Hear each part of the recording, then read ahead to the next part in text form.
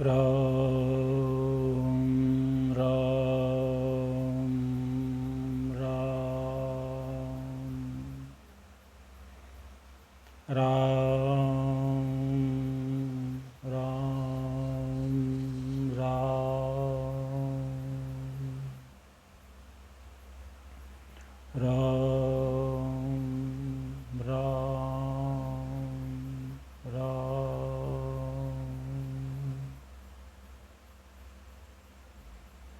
ध्येयं सदा परिभवग्नमभीष्टदोहम् तीर्थास्पदं शिवविरञ्चिनुतं शरण्यम् भृत्यारतिहं प्रणतपालभवाब्धिपोतं वन्दे महापुरुष ते चरणारविन्दम् वंशी विभूषितकरान्नवनीरदाभात् पीताम्बरादरुणबिम्बफलाधरोष्ठात् पूर्णेन्दुसुन्दरमुखादरविन्दनेत्रात् कृष्णात् परं किमपि तत्त्वमहं न जाने। नारायणं नमस्कृत्य नरं चैव नरोत्तमं देवीं सरस्वतीं व्यासं ततो जयमुदीरयेत्।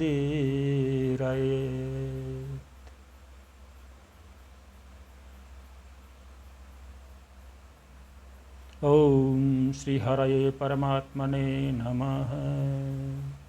श्री गणेश जी महाराज की जय हो।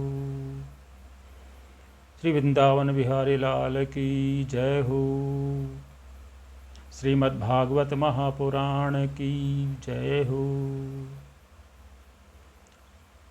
श्री नर्मदेश्वर सांबा सदाशिव भगवान की जय हो। हनुमान जी महाराज की जय हो। जगदम्बे मैया की जय हो। गौ हत्या बंद हो। धर्म की जय हो। अधर्म का नाश हो। गौ माता की जय हो। गंगा मैया की जय हो। भारत माता की जय हो। जय जय श्री राधे। जय जय श्री राधे। जय जय श्री राधे।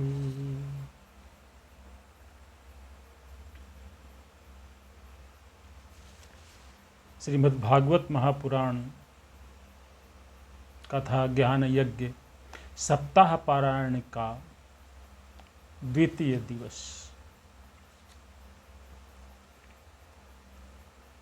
प्रथम स्कंद की कथा चल रही है।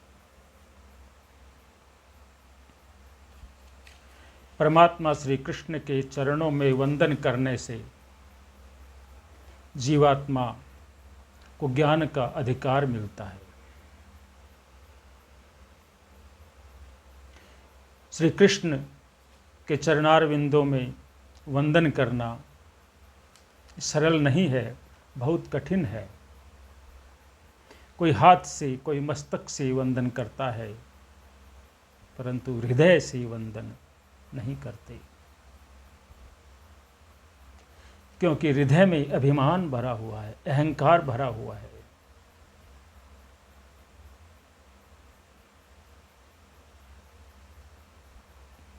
हृदय में अनेक जन्मों की वासनाएं भरी हुई हैं। इससे हृदय कठोर हो जाता है। मानव का एक स्वभाव है कि मानव अपने आप को निर्दोष समझता है। बहुत से दुर्गुण होने के उपरांत भी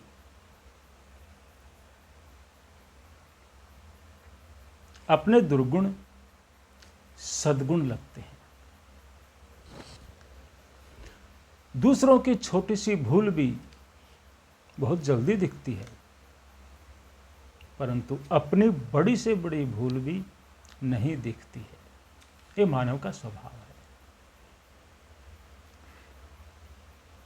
अपने को दोष से ग्रस्त अर्थात अपने दोष को दोष मानने को तैयार नहीं मानव।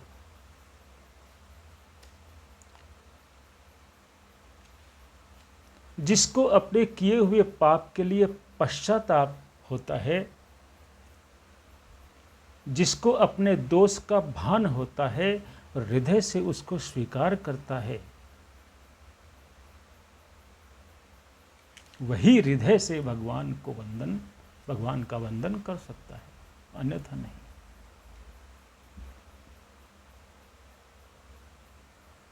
पाप के लिए मानव को पश्चाताप नहीं होता है। कितने लोगों के मन में खटकती है ये बात कि यह पाप हुआ मेरे हाथ से, यह ठीक नहीं हुआ, किंतु फिर वे मन को समझा लेते हैं कि सभी लोग पाप करते हैं, मैं कौन सा नया कर रहा हूं। दूसरे लोग तो बहुत पाप करते हैं, मैं तो फिर भी कम कर रहा हूं, उनसे तो ठीक हूं।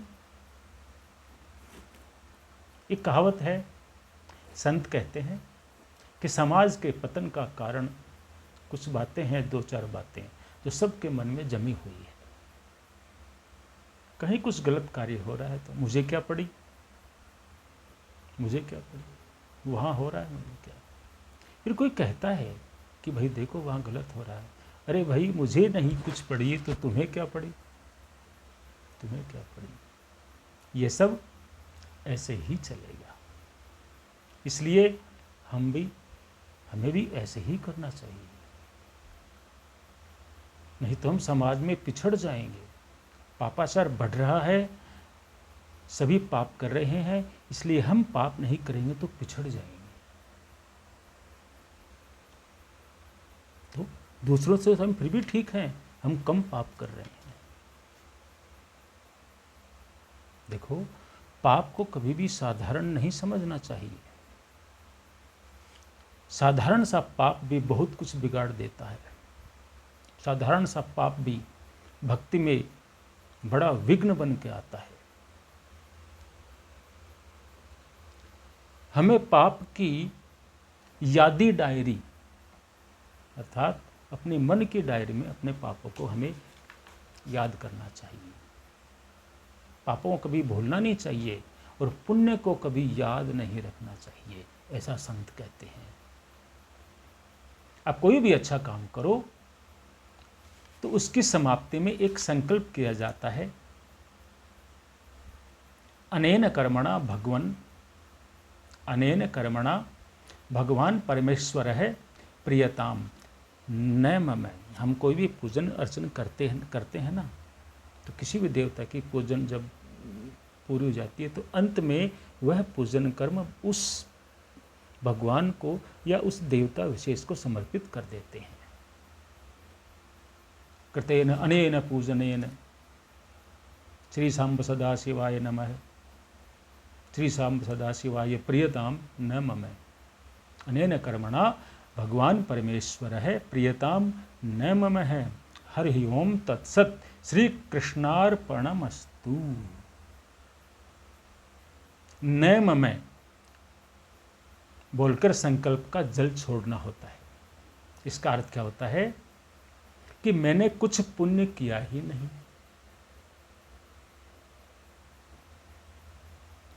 आपके हाथ से जो कुछ भी अच्छा काम हुआ उसको आप भूल जाओ। पुण्य को कहने से पुण्य का नाश हो जाता है। पुण्य को कहने से पुण्य का नाश हो जाता है। और स्मरण रखने से, पुण्य का स्मरण रखने से अहंकार की पुष्टि होती है, अभिमान बढ़ता है। जीव ज्ञान का अधिकारी तब होता है जब वह बार बार भगवान को वंदन करता है। वंदन करने में क्या जाता है? क्या कोई पैसा लगता है? एक पैसे का खर्च नहीं है। शरीर को भी जरा सा भी क्लेश नहीं होता, वंदन ही तो करना है भगवान को। ऐसी आदत डालें कि 2-3 मिनट जैसे भी हो भगवान को याद करना चाहिए, प्रत्येक कार्य के प्रारंभ में और उसके अंत में।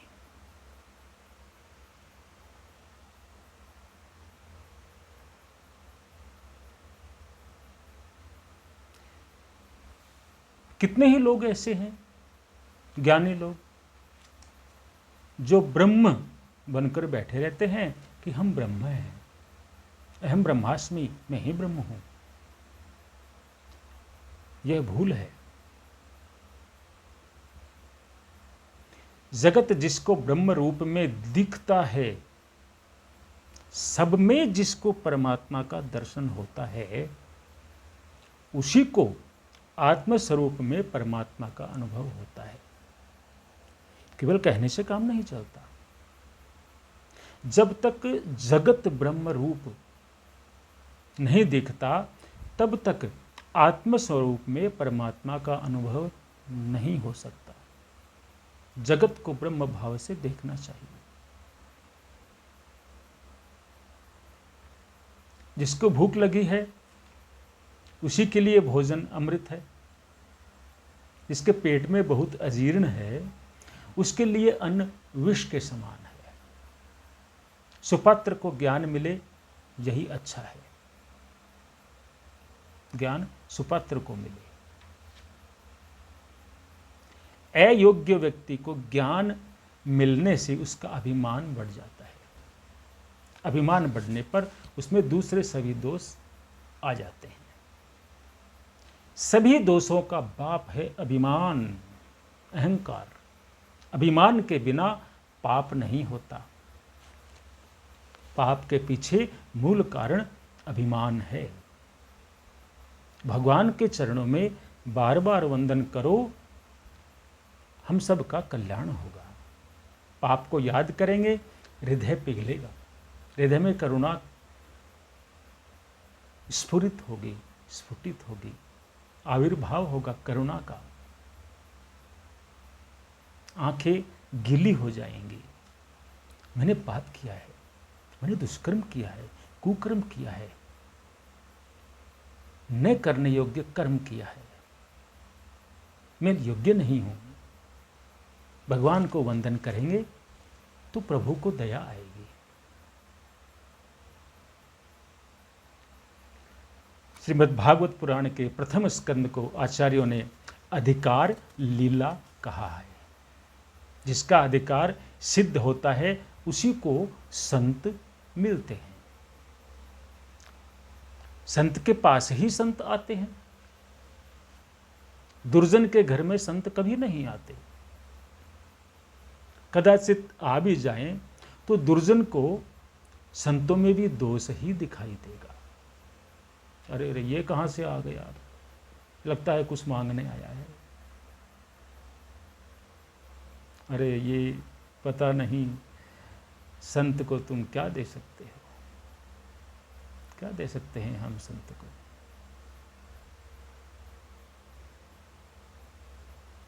दुर्जन उसको कहते हैं जिसमें दोष अधिक है, सज्जन उसको कहते हैं जिसमें सद्गुण अधिक हैं। जिसमें दोष अधिक है उसको दूसरों में भी, सभी में दोष ही दिखाई देंगे। जिसमें गुण अधिक है उसको सभी में गुण ही अधिक दिखाई देंगे। दुर्जन को संत का दर्शन शीघ्र नहीं होता। कदाचित हो भी जाए तो उसको संत में दोष दिखाई देगा। कहेगा महाराज क्रोधी बहुत है, क्रोध बहुत करते हैं। अरे गुरु की चोट, विद्या की पोट। संत का क्रोध बड़े भाग्य से मिलता है।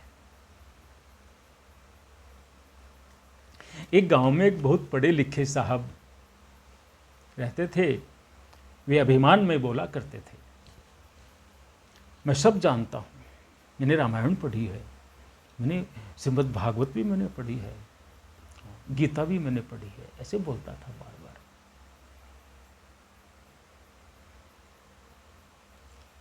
रामायण में ऐसा वर्णन आया है कि सीता जी जब सगर्भा थी, गर्भवती थी,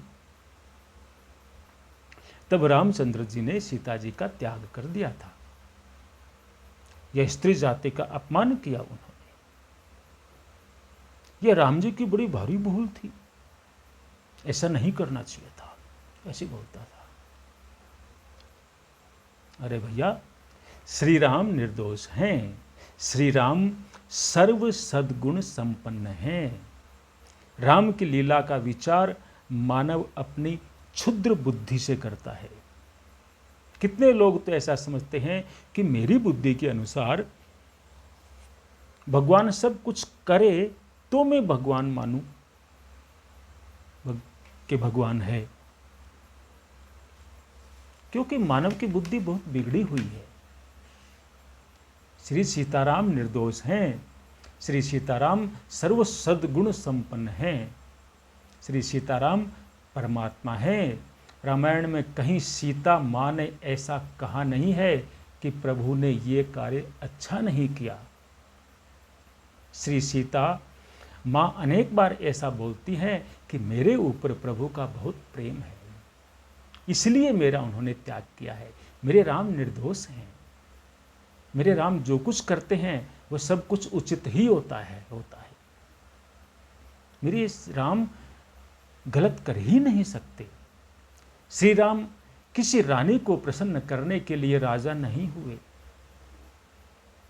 राजा की गद्दी प्रजा को प्रसन्न करने के लिए होती है, प्रजा की प्रसन्नता के लिए होती है राजा की गद्दी। श्री राम तो राजाओं के राजा है, राजा धीराज धीराज। एक बाजू में अयोध्या की प्रजा है, एक बाजू में श्री सीता जी हैं, राम मध्य में है।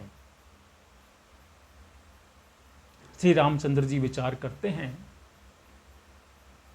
प्रजा ने मुझे राजा बनाया है, प्रजा को सुखी करने के लिए राजा की गद्दी है।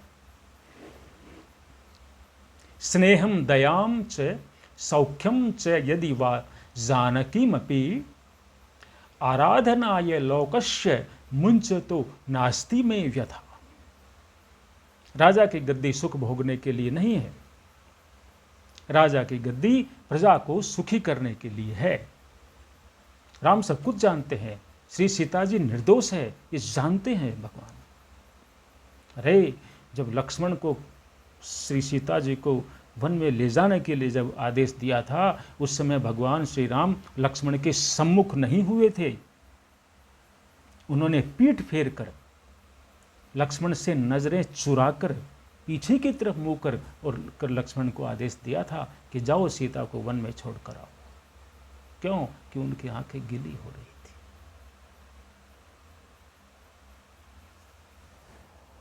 वे अपना दुख किसी को दिखा नहीं सकते थे क्योंकि राजा थे। अरे राम के दुख को कोई क्या समझेगा? यदि रामायण पढ़ें और आंखों में आंसू ना आए तो हम रामायण पढ़ने का ढोंग कर रहे हैं, रामायण नहीं पढ़ रहे हैं। राम में दोष ढूंढते हैं।